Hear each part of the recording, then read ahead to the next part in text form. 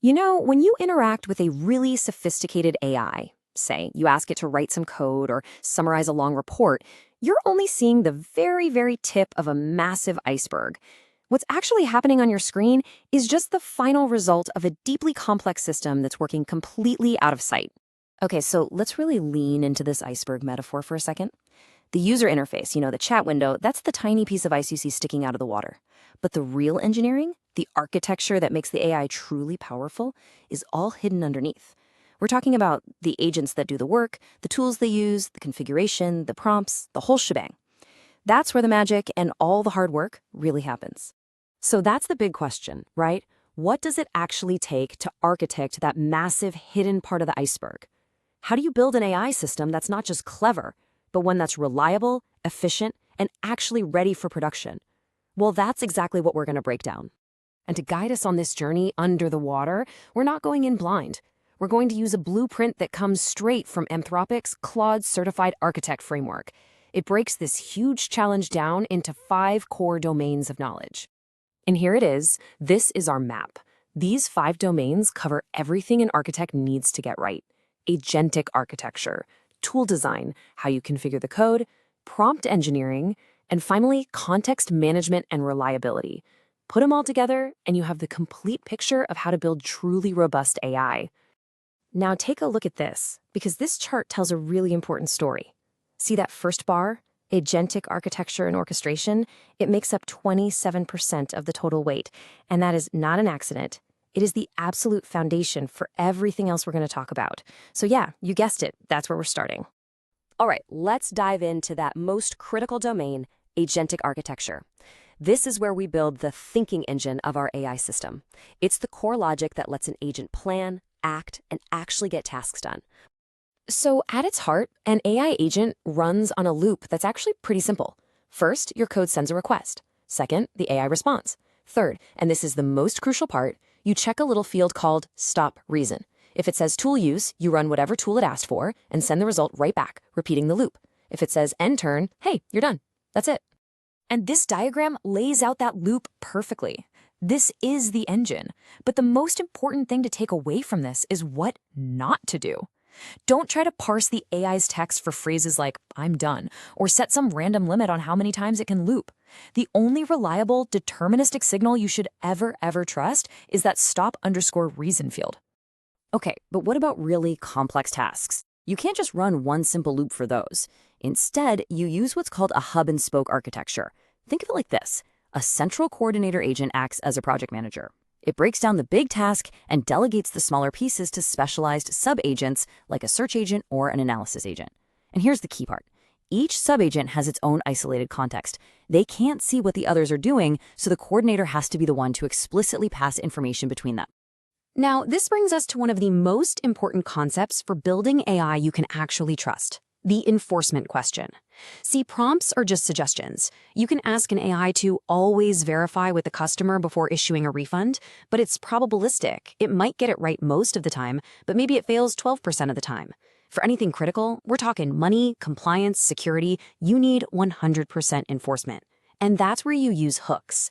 They're programmatic code that act as deterministic laws, blocking any action unless the rules are met. So we've got our high-level architecture down. Now let's zoom in a bit on the specific tools, prompts, and rules that make an AI agent not just functional, but precise, efficient, and really effective.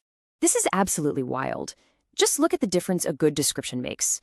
With a vague tool description like get customer information, the AI might send the request to the wrong tool 40% of the time. 40%. But if you write a good description, you include input formats, what it returns, and when to use it versus something else, that error rate plummets to under 2%. The takeaway here is so clear. For an AI, the tool description is the user interface. Here's another super powerful principle. Show, don't just tell.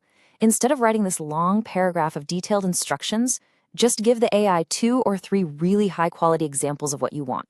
It doesn't just memorize them, it generalizes the pattern. And this is what teaches the AI judgment, helping it handle all those weird edge cases you didn't think to cover and getting you far more consistent results. And to keep our AI focused and not waste resources, we can use a 3-layer configuration hierarchy. So you've got your personal preferences at the user level, then you have shared team rules at the project level, and here's the key, you have path-specific rules that only load when they're actually relevant. For example, testing rules only get loaded for test files. This tiered system saves a ton of tokens, and more importantly, it stops the AI from getting bogged down by a bunch of irrelevant instructions. You know, a system that works once, that's a demo. A system that works thousands of times and fails gracefully when it has to, now that's a product. This section is all about building that long-term reliability. It's the guardian of your AI's performance. Have you ever felt like a chatbot just forgot something you told it 10 messages ago? Well, that's a real thing. It's called the lost in the middle effect. An AI pays a lot of attention to the beginning and the end of a conversation, but the middle can get kind of fuzzy, especially as tool outputs start piling up. But the fixes are pretty straightforward. Pin critical facts to the top, trim down those wordy tool outputs to just the essentials, and delegate longer tasks to subagents to keep their context separate from yours.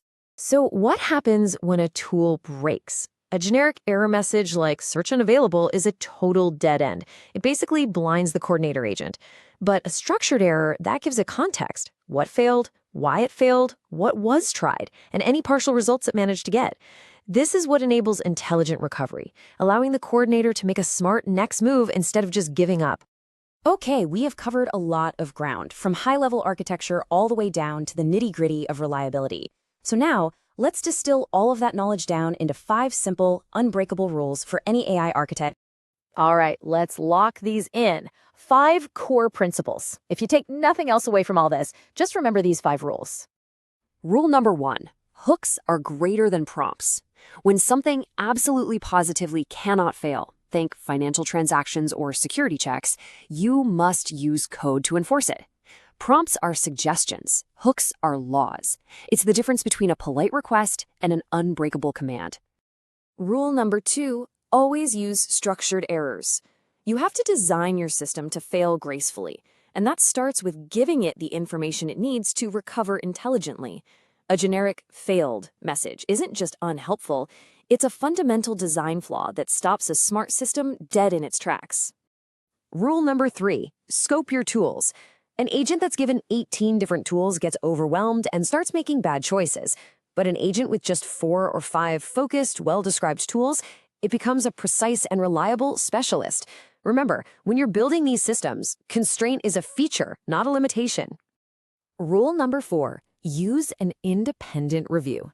An AI that just wrote a block of code is biased by its own reasoning. It's probably going to miss its own mistakes.